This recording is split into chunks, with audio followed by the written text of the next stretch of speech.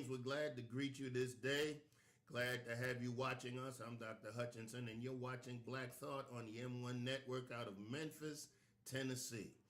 We have a great show for you today. It's going to be a thought-provoking show, and we have a fantabulous fantastic guest with us. But let me just do a quick housekeeping. If you want to keep up with what we're doing here, first of all, we have a separate Facebook page, which is Black Thought on the M1 Network. And also you can go to my website, noelhutchinson.com, if you want to figure out who I am and learn more about me. But look, enough about me. I want to get to our guest. We have an entrepreneur with us. We have an activist with us.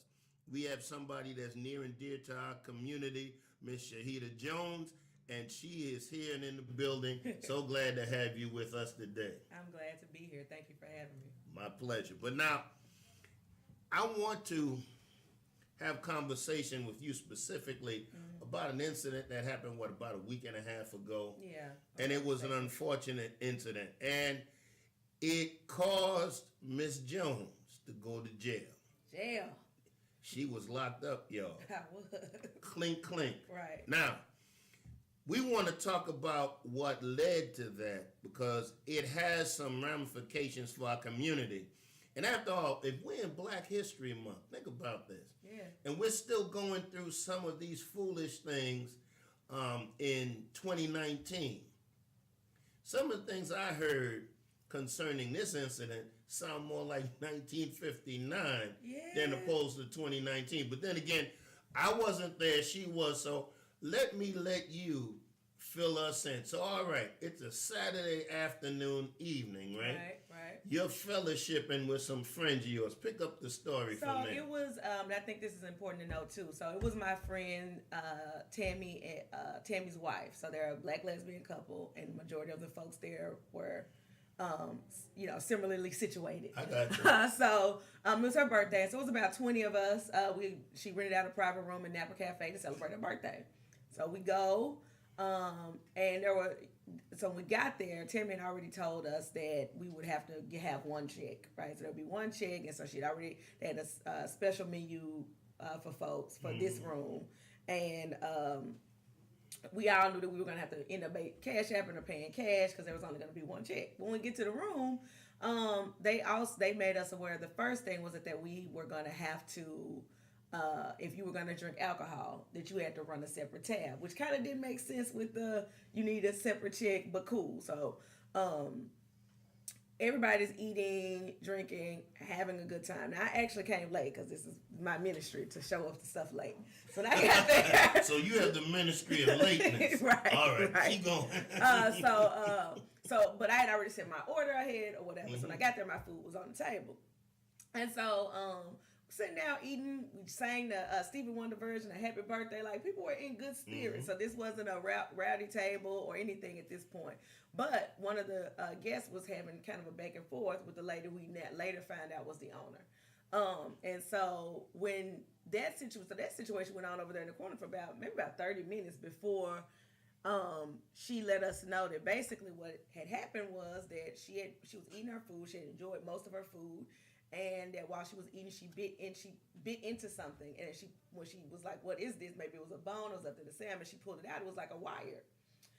She said she reported it to the waiter. The waiter said, "Oh, I'm sorry. Let me go get our manager." It turned up being Glenda Hastings, who was the owner, who, according to her, told us that Glenda asked her apologized and asked her what she would like, and she was like, "Oh, you could just take care of my ticket." I think this is important too, because she wasn't just asking for her alcohol to be comped. She was just asking for her separate ticket to be taken care of. A specific meal to be taken care of. Well, no, not the meal, because remember the meal was going to be on the full meal, right? So we had to run separate tickets for alcohol. So she had 2 glasses of wine. Oh, I got you. So she just wanted that separate ticket yeah, to be so taken just, care of. take care of it's going to equal about half. It was the salmon plate was about $45, and the 2 drinks were $24. So she was like, "Oh, you could comp my ticket." So she wasn't trying to beat the owners out of anything. Right. But it was just a matter of, the convenience of taking the ticket. Exactly, because if she had been dining by herself or with her and her significant, they probably would have comped the meal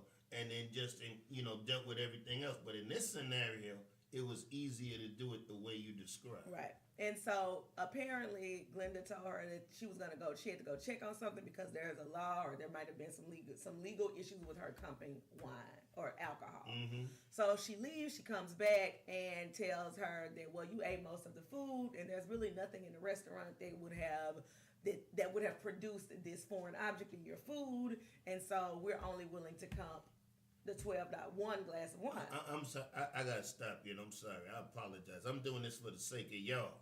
Now, if you find something in your plate of food anywhere, I remember traveling with my wife to Jamaica. They found something in the food. Anywhere where a place that's serving you food finds something in the food, regardless of whether you ate a little bit or half of it or almost all of it, they comp you the food. In our case, since they couldn't comp food, it was an airline. We flew back first class. Mm-hmm. But people do things to let you see that I'm sorry for this inconvenience, and I'm out of respect for your business and the fact that you're dealing with us. They comp you. So it's not unreasonable is what I'm trying to say. Mm-hmm. Because I know some of you may be sitting at home watching this or at the job or wherever and saying, well, why couldn't she have just worked with the restaurant? This is not about working with. I want to say this. I don't want to put you there for the simple fact that you got to be clear. Stuff's not supposed to be in your food. Right. I'm sorry. Go ahead. No, and so that's definitely a thing, because I think the conversation around that piece is just utterly ridiculous. Yeah. But basically, the lady came in and accused her of putting that in her food. Right? Yeah, that's so crazy. she then was like, "Hey, y'all, I don't want to be ruin a good time, but like I don't think this is fair." So Glenda walks out, and then for whatever reason, she sends in the general manager. And the general manager walks to the front of the room and basically like grandstands and tells the room, "Hey, she ate all of her food. The foreign object wasn't something that we have in the restaurant, so we're only gonna give $12." So the person whose birthday it was like, "Hey, are you accusing her of?" Before she could say anything, this lady shushed her and put her hand up and said, "This isn't." So now this happens in a room full of folks who are there to celebrate her. So when Miki says, "Did you hold up?" So she of course responds to that with some aggression, like, "Lady, I'm real grown and get your hand out of my face." The lady says, "This isn't gonna go well," and she like stormed, like I wish you could see, like she storms out of the room. So wait a minute. Why is a personal matter being brought before everybody? That's the other issue. So, so my thing is, even though Yvette told us the way to continue handling that was to still talk to her. So that lady walked up to the front of the room. Again, she introduced this now as an issue for the party, for me. Because she could have just pulled Yvette back to the side or whatever. But she decided, since Yvette told us, she was going to tell us. Yeah. So at this point, folks are mad and upset because this lady also just accused Yvette of basically putting something in her food. She was disrespectful to Miki. So we're like, what's going on here? So folks are getting mad. And so like 20 minutes pass and we sitting here and we're like, wait, what's going on? So people are getting more and more mad. People start going on live because we are now just kind of sitting in this room waiting. So we're trying to signal the waiters and stuff. The waiters, at this point, I guess, I'm not even sure where the waiters were, but we were trying to signal so we can get the checks and get out of here, right? This ain't going the way we want it to go. So about 20-25 minutes pass, and then Bet says, "Okay, I'm going to go try to find that first lady," which was Glenda, the owner. So she walks out, and then about another 15 to 20 minutes pass, and we are still waiting on our tickets. We are still waiting, and nobody has interacted with us, right? So there was no call to leave, no demand, because at this point, we would have been glad to leave and not pay them anything, right? So ask us to leave, we not paying, right? So and I think that was part of it too. So Yvette comes back in, she says, "Hey y'all, they finally comped the wine." And this took an hour to get to this point. So an hour to comp wine. To comp the $24, right? So she's telling us, "Hey y'all, it's taken care of, let's get out of here." She looks to the right and there's a waitress filming and recording us. So Yvette said, "Why are you recording us? Please stop recording us." To which the waitress says, "No, I'm not." So several people come up and was like, "What is going on?" They attempt to like block her from recording, and then she tells us she's a minor, right? And so I say, "Hey, this ain't. Look, I don't know why you've chosen or why you are so hostile in this, but as a minor, you cannot handle any of this. I'm going to ask you to step out right now." Right? And so now I looked at the other way. I was like, y'all, if the manager is telling y'all to record, she needs to send somebody else, an adult, in here to do it. And so at this point, she sends a young black girl in. Our main waiter was an older white guy, and he was like, "I am so sorry, y'all. I don't know what's going on. Like, I am so sorry, and I am embarrassed. This is out of the waiter's man." He's like, "This is not how we're trained." The black girl is like crying, like she's shaking because she like, "I don't look. This is my job." She didn't want to do it, right? And so we're all like, "Okay, we just want our tickets. Like, we want to get out of here. Like, send the tickets in." Folks are mad, so folks are upset, folks are cussing, but I think they should be, right? So finally, we get the tickets, and the waiter tells us that there's gratuity on the wines and in the ticket, and there is a handwritten service charge written at the top of the ticket. So we all was like, we ain't paying this, right? And so we couldn't really figure out the gratuity, but we knew we weren't paying that $176. You're not paying the service fee, the handwritten service right? We're not paying that. So we get together and we, make sure that it's cash, so she doesn't have to run our credit card, so she can't run it for the thing. We for the extra amount. And we are walking out. We have calmed down. We are upset, but we are walking out quietly, actually, right? As we are walking out, the lady who went to the front of the room and announced it stops us. There are two police officers who look like they're just sitting at the bar. Like, they look like they were just there having a good time. So she stops us and says, "Y'all have a balance." And she turns to the police and tells the police that we're walking out on our bill. Now, I don't know, for those that don't know, that is a criminal offense, right? So walking out on a bill is a criminal offense. So we were at that point being accused of a crime, and the police are now brought into this situation. So we couldn't leave then either.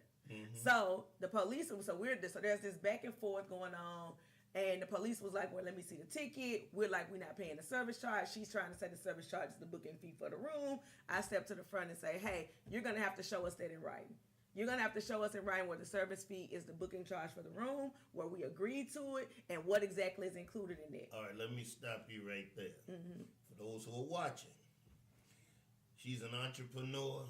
She handles things like this all the time. So I'm chuckling as to what I'm getting ready to say. So she ain't a part of the quote-unquote uppity crowd. She's not trying to stir up insurrection. This is business. Straight business. First of all, they had to book that space in order to have it for the party. Right. So now, if you book the space, you got to sign a contract. So all you were saying is, if you're accusing us of walking out on the bill, let's see the contract so we can establish whether we have satisfied the contract or not. That's right. all you were saying. All I'm saying is, like, what was the agreement, right? And so where was this in that agreement? Yeah. And so what happens is the police officer says, "Yeah, you're gonna have to show us a breakdown of the bill because we can't even determine."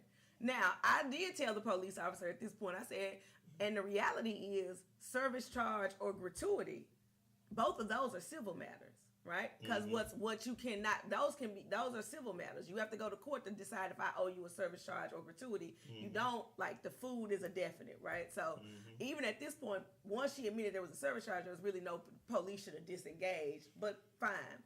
They ask her to go get the ticket with the breakdown. She goes to the back with one of the police officers, and about 3 minutes pass, and she comes back and says, "Never mind, leave, get out." The police instantly turn to us, who were to this point amicable, right? Like, let's see the ticket, yada, yada, yada. The police turn to us and say, "Y'all got to go now." Now, keep in mind, we don't still have a paid receipt now. You've accused us of stealing, and you didn't produce what the police said was the breakdown. So there's no receipt for the cash. So easily, it could have been when y'all walked out the door, "Hey, they didn't pay." Yes. because there's no receipt. Now, also, the lady, they did, as a result of that, run my friend's credit card for the full amount. Not the $176 we didn't pay, but for the full amount. After they got the cash. After they got the cash that we don't have a receipt for because the police was forcing us out the door. So when I was like, wait a minute, we need a paid receipt. And what's this lady's name? The police was like, leave now or get arrested. So I was like, arrested? Arrest me. And they did. And I went to jail. Now, for those who are watching, we need to just back up just a little bit. Why is somebody getting arrested for waiting for and asking for a receipt to establish that they paid for services rendered? Because when you pay cash, there's no ID on cash. Right. So your only recourse is the receipt. Right. So what I was saying earlier in passing is, if you pay cash and don't have a receipt, it's like you didn't pay at all. So now if somebody's irreputable, and I'm not saying that the folk would do this, although from what you said, they did run the credit card when they shouldn't have. Right. It would be easy for them to say, these folk walked out of here and did not pay us if there's no receipt and it was paid for in cash. Right. So they were in there right. So the question is, let's turn it a different way so y'all understand what I'm saying. You pay the police out of your taxes, right? They pay the police out of their taxes, right? So really the police works for everybody. Right. But in this instance, it seemed like the police was working for them. Right. They became, at the point that she decided she wouldn't honor their request, they began to act as her personal bodyguards. And that really is, like, for me, one of the things that I think is so important for us to think about, because as I've been doing some research, I thought about it from this angle too. There are definite rules and criminal violations for customers of restaurants. If you, like, again, I was charged with criminal trespassing and disorderly conduct. Well, in what instances can a business be charged with disorderly conduct, or a business owner in an establishment where they work at? What is the precedent around that? So your reality is, my recourse is civil, but there are no criminal applicable charges for business owners. And so that's the danger in this whole corporations as people model that we're moving to, because even at the small business level, what we're seeing is that you're extending rights to corporations, but you don't extend the penalties of those rights. Right? So they can act out, they can use the police, right? They can call and report them, but they can't be held accountable for in the same way that I can as an individual. And that's dangerous. Now, before we get to the actual jail piece, let's walk this back just a little bit too. What you and that party experience is not unique. Right. This happens in Memphis all the time. It happens in various restaurants, and the last point you made is key. If there are no penalties for the businesses, then it's easy for you to shift from just a customer to one that has disorderly conduct and a whole host of other charges. So the question also is, when is that line crossed? Because as a customer, you might not even realize when the line's been crossed until they put you in handcuffs. Right. And so then there's a thing too about, like, black rage, black fear, black anger being automatically criminalized, right? So there's a requirement for us to maintain this inhumane amount of calm in all situations while dealing with the most oppressive and disrespectful services. So that's where you see disorderly conduct come in. It's most often somebody's expression of anger at the way, you know what I'm saying? So, like, why is that criminal? Why am I saying, profane or not, saying that, hey, this charge and the way that you're treating me is disrespectful? Why is that seen as disorderly and not the way that I was treated or the unnecessary charge?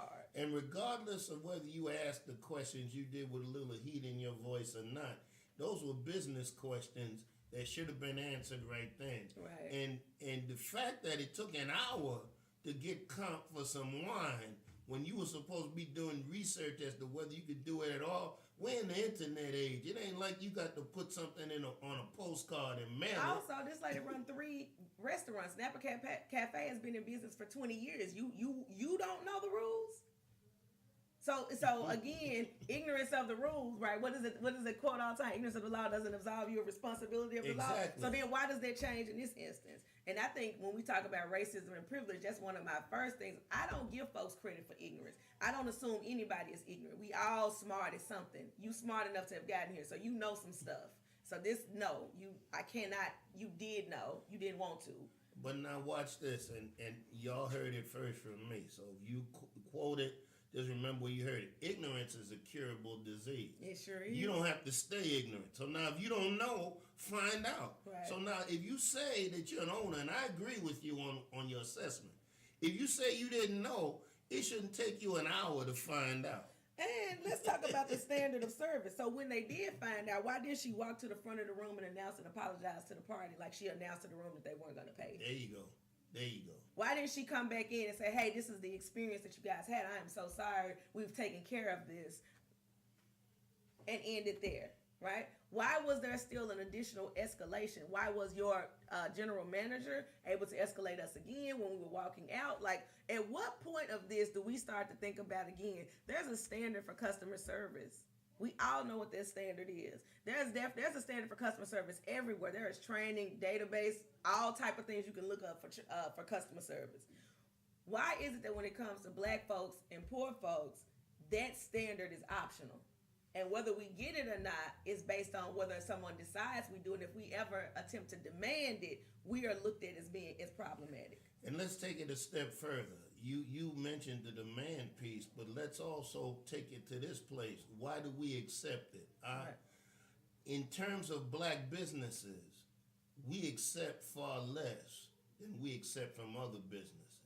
To put it this way, if this had been a black business that maybe did this once or maybe did this twice, they wouldn't be in business. But I suspect that this has probably happened before, and I know it's happening in several other restaurants. But we turn a blind eye, or we just say, well, that was just a bad day, and we keep going back. And so to me, that's also when we start talking about anti-blackness and respectability politics. Like, that's one of the key things. So you can talk all day long about how slow the service is at Ran Soul Food Restaurant, right? Mm-hmm. And you will be mad and not go back if they don't give you napkins and a pie, or if the chicken was not right today, mm-hmm. right? We will define customer service as if the lady breaking her verbs and stuff exactly. at the counter. We define those things as professionalism, but what we don't seem to experience is that when you walk into a lot of these restaurants, you greet it, and when you sit down, they'll tell you, hey girl, it's gonna be slow today. So you ain't like it because she didn't say, I'm sorry, our kitchen is a little bit behind, but they told you it was slow when you got there, right? And so we're holding them to this standard of respectability because it's the way that it has to be delivered. Mm-hmm. Meanwhile, we walk into restaurants all the time where we are finna spend $30, $40, $50, $60 or more for a plate, and our somebody's giving us a 1 second. You know what I'm saying? When we walk in. And then if they do that, they're doing you a favor. Right. Because I've gone into restaurants where I've been invisible. Right. And especially, go in some of these restaurants with your significant other, and they never talk to both of y'all.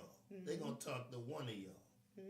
Because I've generally been the one they've ignored. They'll talk to my wife, and they'll treat me as if I'm the bodyguard. Right. So we're going to have to, maybe, and I'm just... And also, I do want to say that I've been to Napa Cafe before, right? Yeah. So this wasn't my first experience. So I am well aware of what the standard of service looks like when I was the one of two black people in the party of 15 other folks that were white professionals. I got you. So, I know what that is directly. Good to say. That's very good to say. So this isn't like, oh, I don't know what the standard is. I know what to expect. I know when I would have known this treatment regardless, but I definitely had a comparative, right? And so I know that I didn't have to run my card. Now, we were sitting at a table and not a room. Maybe there's some type of legality that makes you run it in a room, but I know that I've been at a larger party and not had to do Well, maybe we're at the point now where we may just have to start calling out these restaurants and letting people. Let me say it a different way. Y'all call out when we were talking about the black-owned restaurants. Mm-hmm. Folk will call them out in a heartbeat. Mm-hmm. They'll go on Facebook, go play "Child Don't Eat There," mm-hmm. because the chicken wasn't half done, or the napkins weren't folded. You know, stuff that's easily fixable. Because I've been in some of these places where if you say to them, look, this ain't right, they'll be apologetic. They'll take it. They'll fix it. They'll bring it back right. They'll do something to keep your business. But we tend to not want to deal with these places that disrespect us, and we might be at the place where we need to start calling these folk out. And I think I think there's a call out, but I also think that there has to be a culture of so to be very clear, I'm a strong advocate. I believe it is hard, but I practice restorative justice and I believe that everybody and anybody can be restored, right? So while I don't identify as Christian specifically, that has always been one of the things that I've loved about to me the basis of the religion is anybody, everybody, everything can be restored and redeemed. And so I believe that from a social justice perspective too. I believe that if you are willing to put the work in and hold yourself and be held accountable to a standard, that you should then come back. I don't want anybody going out of business, but I also don't want anybody to continue this treatment. And so what does it look like for you to both admit and accept accountability for your role in this, and then what does it look like for us to move forward with this? How do we establish practices? How do you work through the biases that are showing up when folks show up in your restaurant? How are you making sure that standard is across the board, right? So where are your surveys at? What are the things you're putting in place to make sure that this happens and that you're on top of that? And so that's what I'm thinking about with this, and I think that that's the thing too for all of us, right? Is like, what does this? Once we get to the call out, that's the easy part. Yeah. That's the easy part. It's easy to call folks out. It's easy to do that. Like, so I deal with black businesses all the time. And yes, I've had some bad service experience. My normal course of action is to reach out directly to them. Yeah. Right? This is the thing. I'm not gonna blast them on Facebook. I don't believe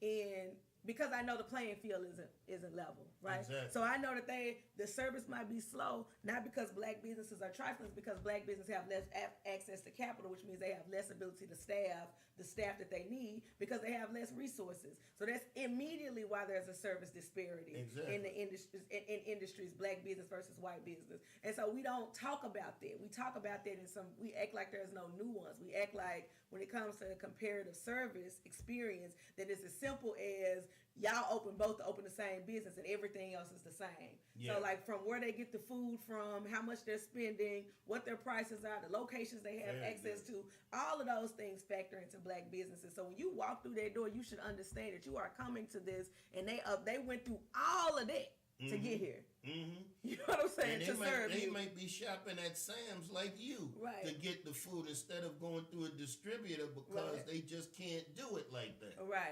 Right, because of access issues. So access is a thing, and access and opportunity is not just a thing when we start talking about jobs and education. It is a part of all of the systems that we're working in. All of these systems are connected back. Like these aren't one-offs. We have to stop trying to silo these things off as if they're not connected to this wider conversations about systemic oppression and racism. That's well said. But now we won't spend as much time on this, and we're getting ready to wrap up, but I want to talk to you about the experience in jail.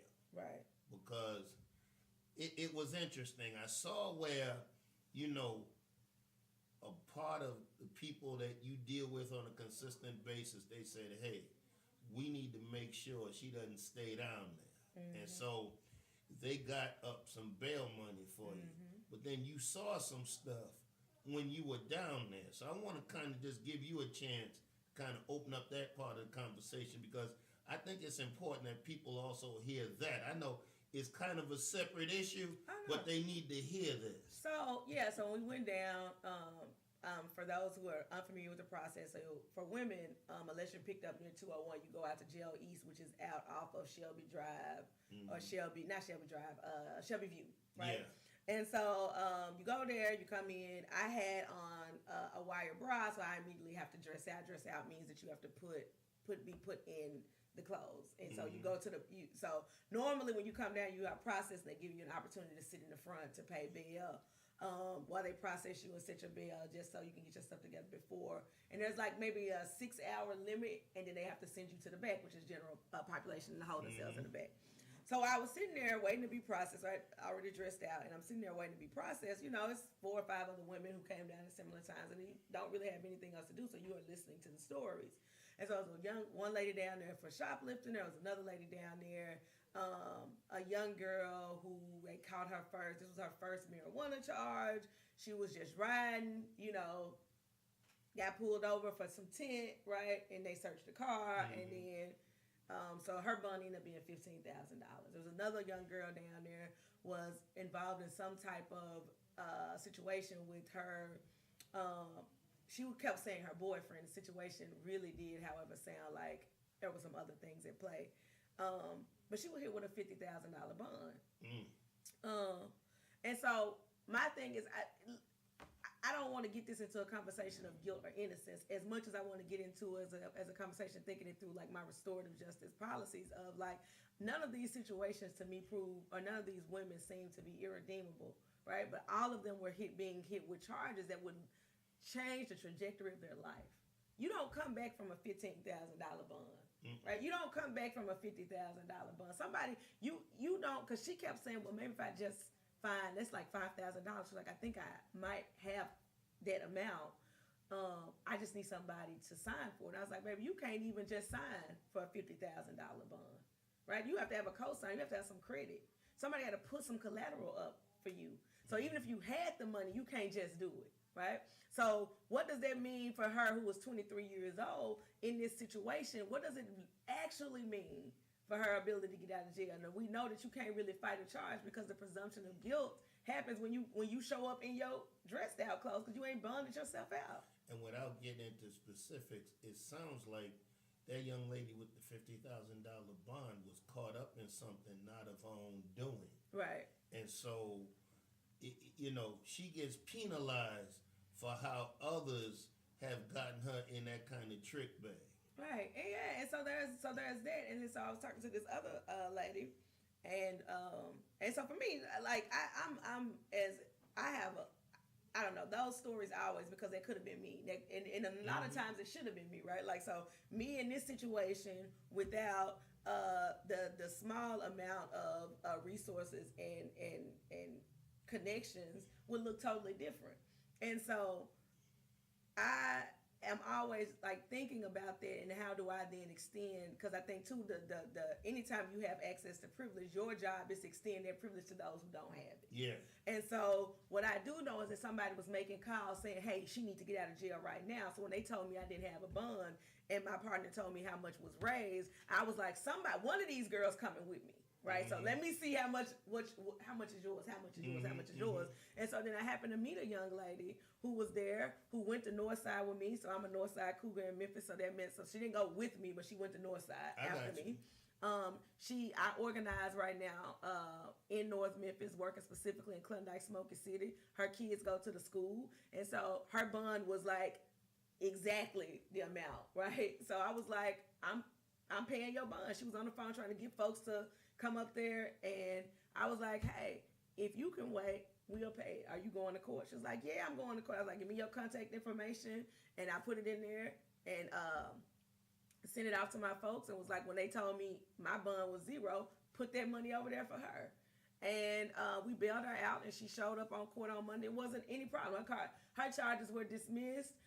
We're still working through the process of applying the court costs, all of that, but like, to me, that was what I owed the experience. And right? Your charges were dismissed. My charges were dismissed in court, and so they were also dismissed privately in court. So there was like an ask that that not be announced, and so they would like drop your charges. So again, a pick your battles thing. I was tired. I hadn't had much sleep. Like, let's get out of here. But I do want to note that was like a hey, just drop the charges type of thing. And I think too, even if we again think about those charges and we think about police, and I don't want to take everything back to police accountability, but I do end up in jail as a result of this. So for me, it's like, these are very ambiguous things. What is criminal trespassing? I know what it looks like if I'm at your house and you tell me to get out. Yeah. I ain't paid you to be there. Yeah. Right? Yeah. What does it look like in a business? And what does it look like for that to be a catch-all for police officers to get rid of whoever businesses have deemed unworthy? And again, disorderly conduct. What is that? Exactly. What is the line? And who can be charged with it? When do you see business owners or people of wealth who are charged with those type of crimes? And then understand what you're asking in some tangible ways. I'm 6'4". I'm not small. So disorderly conduct, from the perspective of the business, could be simply me getting up. Exactly. When they say something I don't like, I just stand up. Right. I don't have to say nothing. I don't have to do nothing but stand up. My mere presence and physicality is enough for them to slap disorderly conduct and put some handcuffs on me. So y'all got to understand what she's saying. This ain't nothing. We criminalizing black bodies and black emotion Exactly. at the request of white tears and white fear, and that's what it is all the time. Yeah. When, to put it a different way, when you're at a certain age and folk have to teach you how you should, conduct yourself at a traffic stop, especially at night. Turn all the lights on, turn the radio off, put your hand on the steering wheel like this, look straight ahead for a traffic stop. But now yes, there's a school of thought that says you shouldn't do that. You shouldn't have to do that. I don't disagree. But the reality is that when your physicality and your black presence, everything you said is an issue, right, you're trying to get home. Right. So this is what the other thing. So I do, and I'm glad you brought that up, because here's the other thing that I want folks to recognize. A lot of folks have talked to me and given me advice about how I could have stayed out of jail, right? What I want to know, what I want folks to recognize, y'all, is this thing right here, this thing that is, y'all gonna bail me out again, right? Let me be real, because what I have committed to is I am not going to allow somebody to oppress my feelings, and I don't believe that there's any righteousness in being oppressed and walking away. I don't have shame about the fact that I was arrested, because that wasn't my fault, right? That wasn't because of who I am or what I am. That doesn't define me. That is because the system allows for folks like me to be taken down at the request of privilege. And so I understand, I think that's everybody's right to decide how and when they take a stand, right? But because it is their right, you either stand with me when I do or you don't. That doesn't mean you have to. That doesn't mean in the same situation there's an expectation for you to do it. How you chose to do it would have been fine. But there's also nothing wrong with how I chose to do it. And now, that raises another question for me, though. And I agree with you 1,000%. But what happens, and we have historical precedents for this question I'm getting ready to ask. What happens when you do all of that? When you bow and scrape and you still go to jail? Right. Right, because it happens. That happens all the time. And so that's one of the things. Is like that is literally the thing that I am unwilling to do. I am unwilling to concede my dignity to stay out of fear of what could happen, only to find that I've conceded that and still happen. I can still walk away from this saying that, hey, at the end of the day, I stood for this. Because now, what does that do to you psychologically when you do the buck dance and still go to jail? So, at some point, and it's not a issue of being quote unquote belligerent, but at some point, you have to stand up for yourself. You can't be a doormat. Because think about it like this. Think about the situation I was in. 2 police officers, white lady, refusing to give me a pay receipt. Police have already asked, how do you think I get out of there with a receipt? Under what scenario does it look like I could have gotten out of there peacefully, unarrested, with the receipt in hand? Because if you had been overly kind, I'm going to dissect this. If you had been overly kind, it would have been a chance that they had taken your kindness for weakness and you wouldn't have gotten a receipt. So you still would have had to leave. If you had complied with the officer and left when the officer said, you still wouldn't have a receipt. So now, what other recourse but to put the button and say, I'm not leaving because I don't have my receipt. And when the officer said, well, you going to jail, what if you didn't say, well, arrest me? Well, if you had persisted, you would have probably still gone to jail. Right. Right. If So I what didn't say difference- arrest me, Yeah. I wasn't going to leave without it. Yeah, so what difference does that make? Right. Like, I think that's the thing that folks are missing is like, under what circumstance? And also think about it like this. So say I do leave. So say I leave and I don't get arrested. When they ran that my friend's card, there is now a historical account of that she can dispute these charges and get her money back. What happens when she walks out and they charge her $500, that's $651 on her credit card again? What happens if there is no story that is told? What happens to that? What happens to us? No story, no receipt, and now it's not only maybe you going to jail, but you going to jail. She has an issue with going. I mean, now you start to domino this thing, and a whole lot of folk are winding up out there at jail east, not just you. And then they have some charges in which will stick with them and be on their record. So I mean, It's just it's so much. Also, I Yeah. do want to know that in the car, the police told me that I couldn't come back to the block again. So so they told me that I couldn't be not just at Napa Cafe, and I'm still waiting on my lawyer to see like if they added me to what they call an authorization of agency, which means because they do have the ability to ban you from their business, it's their property. To see what what I was actually like, if I was added to the list, and if that is a reality that I cannot not just go to Napa Cafe, but all of the businesses at the corner of Sanderlin and Mendenhall. And so, how does that affect my freedom as a result of that? so now. So you get that much power? So now. I wait a can't go minute. get a cupcake from Muddy's? Wait a minute. So now your charges are dismissed, right? You had no charges. So it's like this didn't happen, right? But now you can't go to any of the bit now. Out granted, she probably ain't going to Napa Cafe again. We get that. Right. But now she can't go to any of the businesses around there. So for example, let's say you want to go to the movies. She can't go to the movies. I might be too close. I know. But I can't go. I might be too close. The Kroger's to get the good beef, bacon and stuff, the kosher meat. Can't get it. So. Put the camera on me for a minute. I need to point to this camera. Put this camera on me. Are y'all hearing what? So in other words, folk are able to dictate to you where you can go when it's obvious you weren't in the wrong, and y'all don't have a problem with this. No, now folks got a problem with me. And then y'all saying you should have done the step and fetch it right there. If y'all don't know who that is, Google him. Y'all should have done. You should have been nice and conciliatory. You should have changed your tone.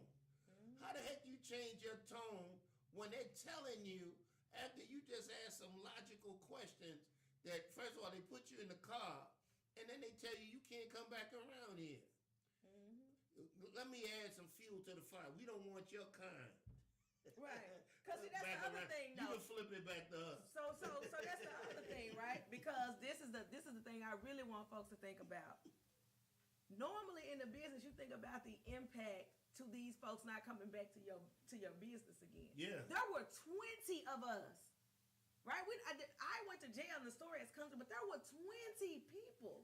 So you didn't want none of us back again because you didn't decide that none of us were worthy enough to come back. I think that now, if I get this right, I think the food tab was around $1,200. So the food, yeah. So between the food tab was right at like $1,200. It was like 11 some. And then we spent quite a bit in alcohol. So we spent almost $2,000 in this space. Not that you should have to spend a certain amount of money to get to be treated in a humane and dignified way, but you definitely shouldn't be charged $2,000 to spend to not get it. Let me put this in for you church folk. Let me put this in a Baptistic frame of mind. So now you spent. I'm gonna up it just a little bit because we rounding this off. You spend $3,500 to get the left foot of this fellowship. Left foot of this fellowship. Now explain it. That means the right hand of fellowship means you're welcomed in the church. Okay. The left foot of this fellowship means get the heck out of here and don't come back. Oh, okay, yeah. So now you're gonna, we talk about in churches, tithing members, giving members. These folk gave you a hefty offering, and then you're going to disrespect them by kicking them out of the establishment and saying, don't come back. And I also want to know that we go every year. We do it. For Mika's birthday, we go out to restaurants. Last year we were at Owen Brennan's. I can't remember where we go, but we do this. This is a regular thing for us and this large group of folks. So the other thing is we weren't new, right? We know how to. First of all, I don't know what else the standard of how to act in a restaurant is besides order and eat your damn food. But we know how to order and eat food in all types of establishments in Memphis, and we do this on a regular basis. This has been a part of the almost 10-year friendship that I've had with them. And so this isn't about who we were, right? This isn't about how we responded or how we showed up. This was how they showed up because of who we were. Well, let's close on this note and to go to what you said earlier. In the guise of restorative justice, in the mode of restorative justice, I think the Napa Cafe, you have a chance to at least restore some of what you did in this instance, if you're willing to do it, and look at ways in which you might need to fix this situation. So, granted, there may be some folk that say they through with you. You can't help that. That's just like, if you do somebody wrong, some folk are very forgiving. Some folk are like, I don't want to be bothered. But this is still fixable. So I don't want to leave this show with people thinking we're lining up to shoot Napa Cafe. What we're actually doing is, one, saying you can fix this. And then what we're also saying is, two, there are other businesses in Memphis. You do the same thing. And when it comes out that you do the same thing, you're going to have to fix it. Excuse me. You just can't keep passing the buck and saying, well, they're not going to say nothing. We put them on that list. We're through with the problem. You have this vast assemblage of people in this community that do business with you on a consistent basis, and to disrespect them because you have some fear of them, or you have some loathing of them, or you just want to take their money and treat them like second-class citizens, that's no longer acceptable. I mean, would you concur with at least some of that? I do, and I think it's the last point is that like you said about like there are other businesses like there's Napa Cafe that's the example of this, but this is an example of the intersection of all of the issues that we in the social justice world are fighting against. Right? It is literally about how we are treated in our everyday life and the way our movements are and the way we're affected by these thoughts and systems. And it can come down to something as simple as where and how you are able to pay and eat food in a restaurant. Exactly. Well, we're getting ready to go, but I want to thank Sister Shahidah Jones for being with us. And she's heavily involved in the community, so we hope and pray that this is not the last you see of her. But when other things are coming up in the community in terms of some advocacy efforts, even in terms of some business efforts, we'll have her stop by to have conversation. We don't want to just emphasize something like this, but she's an integral part of our community, and we respect her and appreciate her. But now, you needed to hear this, and you needed to hear it from her in her words, so that it could be power to you, and so that you can understand that this situation isn't this big, but it's actually this big, and it impacts all of our lives. So it's about time for me to go. And as I go, let me say, brother, man, sister, woman, young boy, young girl, put your mind in gear and put that thinking cap on. Peace.